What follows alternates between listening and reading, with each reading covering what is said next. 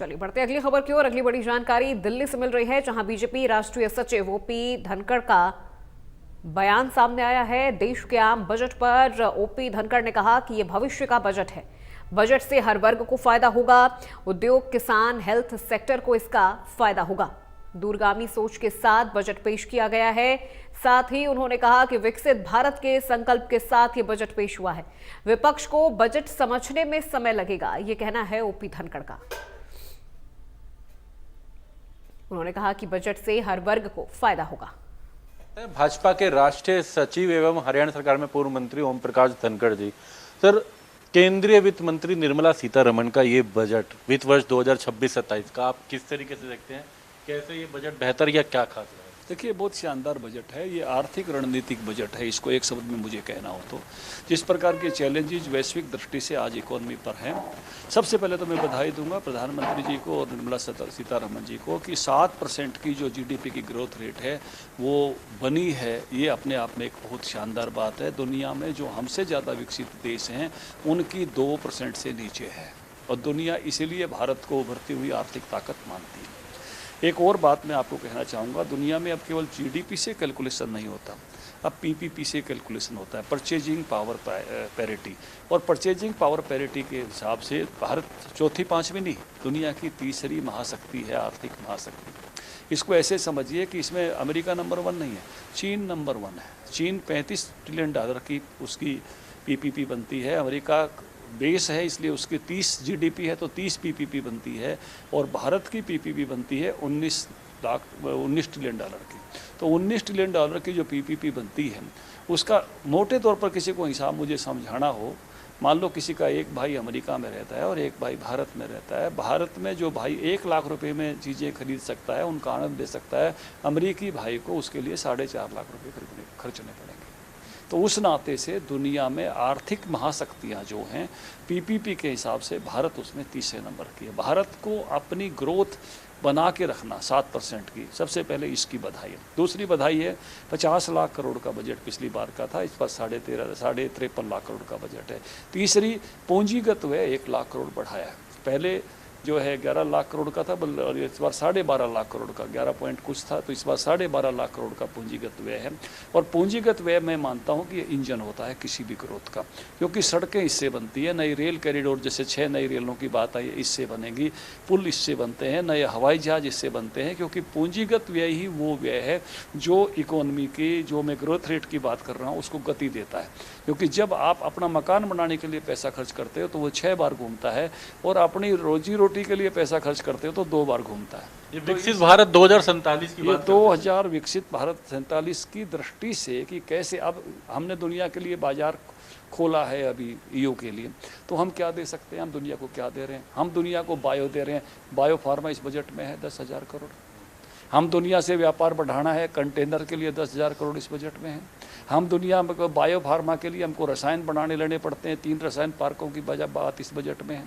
हमको semiconductor chip वगैरह बनानी है तो ऐसे स्पेशल जो मिनरल्स हैं उसकी बात इस बजट में है, जो हमारी चिप बनने की तैयारी इसमें से शुरू होगी।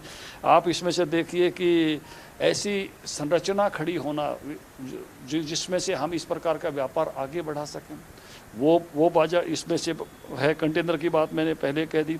औद्योगिक क्लस्टर, 200 क्लस्टर पुरानों को नया करना, क्योंकि हम फिर से दुनिया को कुछ देना चाहते हैं तो क्या देंगे? कपड़े के बारे में वो उसका स्पेशलाइजेशन की, उसके पार्कों की बात इसमें है। भारत दुनिया को क्या दे सकता है? आयुर्वेद, 3 आयुर्वेद एम्स की बात इसमें है। जामनगर में उसकी अलग से एक स्टैंडर्डाइज फैक्ट्री WHO के लेवल की बनने की बात उसमें है।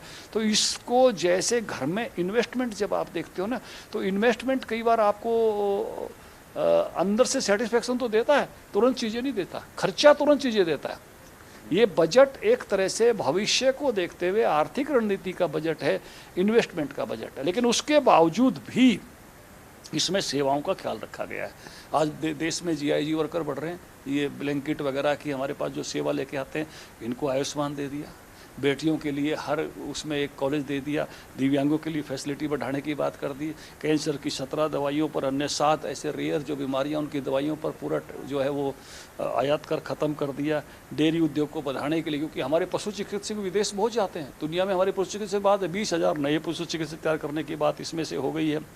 अब पर्यटन हमारा बढ़ रहा है, तीनों पर्यटन बढ़ाने की इसमें बात है, कल्चरल पर्यटन, धार्मिक पर्यटन, मेडिकल पर्यटन, 10,000 जो है नए पर्यटन गाइड तैयार करने की बात है। अब दुनिया में हम मैन पावर, हमारी सर्विसेज भी जा रही है, और सर्विसेज इसमें सबसे ज़्यादा किस में जा रही हैं?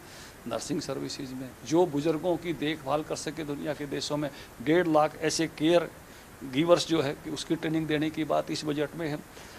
MSME को, जैसे छोटे उद्योगों को चैंपियन लेवल पर ले जाना।